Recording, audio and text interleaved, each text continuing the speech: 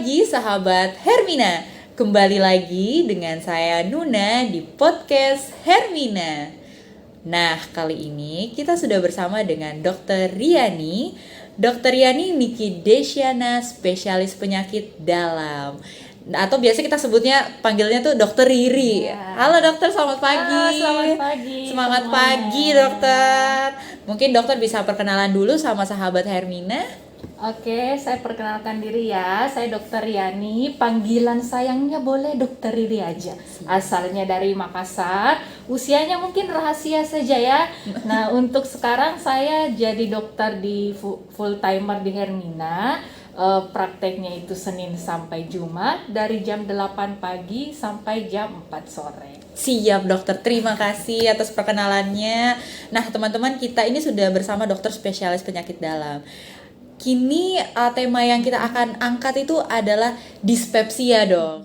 Pertanyaannya itu apakah dispepsia atau MAH itu sama dengan GERD dok? Oke, jadi dispepsia sama MAH itu yang sebenarnya mungkin istilah orang awam. Kalau orang awam bilangnya sakit MAH atau sakit ulu hati, itu yang dia maksud dengan dispepsia. Sementara kalau GERD itu lain lagi.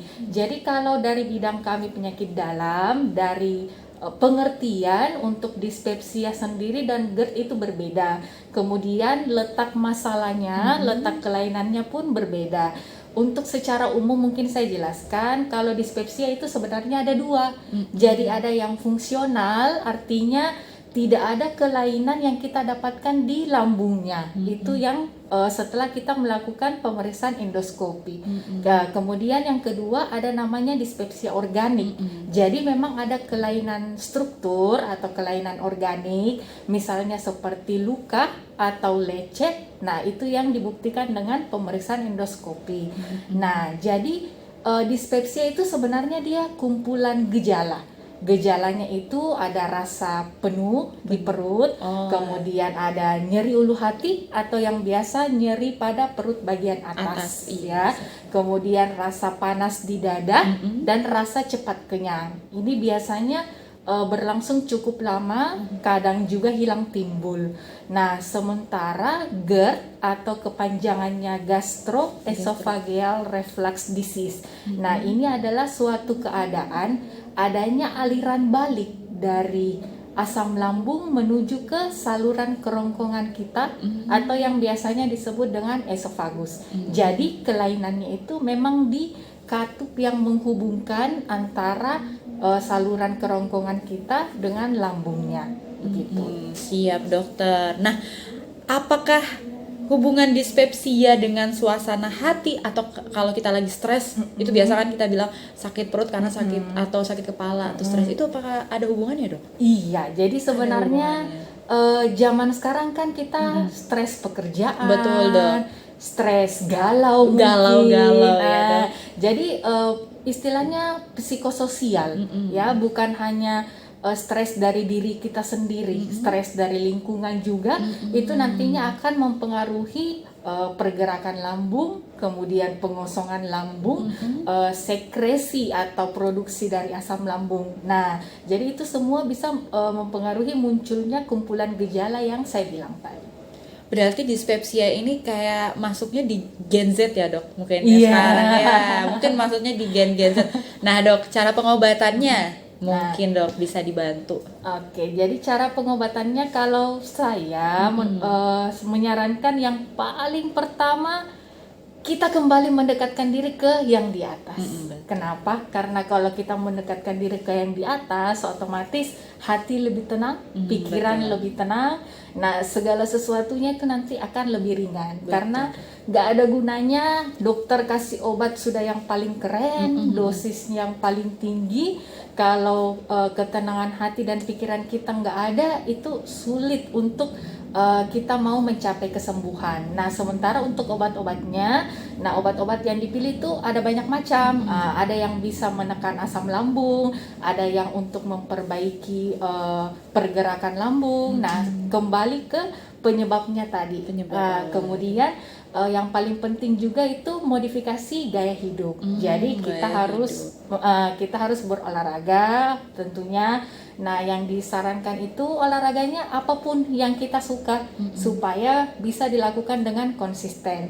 Jadi minimal 4-5 kali dalam seminggu, 30-45 menit. Kemudian diet, tentunya diet bukan artinya nggak makan ya. Iya betul. Nah, jadi Gimana, Dok? diet itu kita harus menjaga makanan yang bisa memicu asam lambung tadi atau bisa melemahkan katup antara saluran dan lambung tadi. Nah, jadi makanan-makanan itu dihindari. Kalau saya sih ya, saya selalu edukasi sama pasien saya. Pada saat gejala itu timbul, kita harus merecall. Jadi kita mengingat kembali makanan apa yang kita makan sebelumnya atau kondisi apa yang terjadi sebelumnya. Misalnya, oh yang lalu saya makan ini dok, terus sebelum timbul ini saya ada kerja berlebihan apa gitu dok. Nah yang seperti itu yang harus kita modifikasi karena akan sangat mempengaruhi dengan kerja sama obat yang dikasih oleh dokter. Gitu. Nah mungkin itu gejala-gejalanya juga harus berdasarkan dari dirinya kita sendiri ya Iya, dok, diingatkan lagi Iya. supaya dokter juga bisa tahu ya dok. Nah untuk cara menghindari agar tidak terjadinya dispepsia itu selain cemas atau stres ya dok, kira-kira apa itu dok? Kembali lagi ke penyebabnya. Penyebabnya, Jadi ya. penyebabnya kalau dispepsia itu yang gangguan motilitas, nah itu bisa kita cegah dengan modifikasi gaya hidup, Betul, jangan gaya merokok, olahraga, pola makan. Nah kemudian kalau yang karena hipersensitivitas, nah itu masing-masing orang memang punya sensitif terhadap makanan tertentu misalnya. Nah untuk yang lainnya sih sebenarnya ke pola hidup yang sehat saja sih. Kalau untuk Lifestyle ya, Dok? pencegahannya iya itu saja. Sama jangan lupa healing. Iya betul sekali. Healingnya nggak harus mahal, nggak harus Iya, ke itu, mall Dok. kemana, apa aja kumpul sama keluarga atau apa itu. Tapi aja. tergantung dirinya kita juga Iya, ya dok. tergantung kita. Atau healingnya hanya mau tidur. Iya, gitu, itu aja nggak biasa apa-apa. itu ya dok ya. Nah dokter itu tadi dispepsia itu kan berarti lebih ke milenial ya dok. Mungkin karena sekarang mungkin lifestyle-nya juga orang, gaya hidupnya juga semakin meningkat. Mana sekarang media sosial, mungkin Iya. itu juga mempengaruhi. Nah kalau dari dokter sendiri kesibukannya sekarang apa sih dok? Kesibukan saya sih untuk sementara masih fokus di Hermina. Fokus di Hermina. Iya. Jadi bangun pagi Hermina. Berarti sampai- lebih gampang ya ketemu dokter iya. kalau di Hermina. Sampai tidur malam pun masih Hermina. Iya. Bagus jadi- sekali. Berarti kalau teman-teman sahabat Hermina mau ke Hermina terus memang lagi ada gejala-gejala yang sudah dokter sebutkan tadi, mungkin bisa langsung konsul ke dokter. Iya. Nah dok, selain di Hermina nggak ada lagi ya dok Iya, untuk prakteknya? sementara masih di sini Hermina. Tapi kenapa sih dokter memilih Hermina sebagai tempat praktek? Oke, jadi saya sebenarnya asal memang dari Makassar, tapi kehidupan itu lebih banyak merantau. Nah, di sepanjang kehidupan merantau saya, yang saya tahu Hermina itu salah satu yang terbaik bahkan di Indonesia, banyak cabangnya di Indonesia. Betul, Dok. Fasilitas pelayanannya juga bagus, kerja sama timnya baik. Jadi ya, saya pikir saya coba saja merantau ke sini dan ternyata setelah sampai di sini, alhamdulillah Cocok ya dok? Cocok. Semoga dokter bertahan di Hermina Kendari Amin. sampai sahabat-sahabat Hermina bisa menemukan dokter Riri yang tadinya mungkin tidak ada penyakit, tiba-tiba ada penyakit, bisa langsung ke Hermina Kendari. Nah dok, jadwalnya? Senin sampai Jumat jam 8 pagi sampai jam 4 sore. Baik dokter, terima kasih. Mungkin tadi ya dokter sudah memberikan materi kita dispepsia. Intinya apa nih dok dari kita yang kita sudah bisa ambil kesimpulan dispepsia itu bagaimana dok? Jadi untuk intinya sih sebenarnya saya mau berpesan sama teman-teman semua, keluarga kita semua di media sosial atau dimanapun. Jangan terlalu self-diagnose, artinya kita mendiagnosis diri kita sendiri. Sedikit-sedikit kita merasakan gejala apa, kita langsung buka Google. Nah, semakin Mencari tahu. iya, semakin kita buka Google, maka banyak informasi yang oke, kadang dia benar, kadang juga dia berlebihan. Nah, itu nantinya akan bikin kita semakin cemas lagi.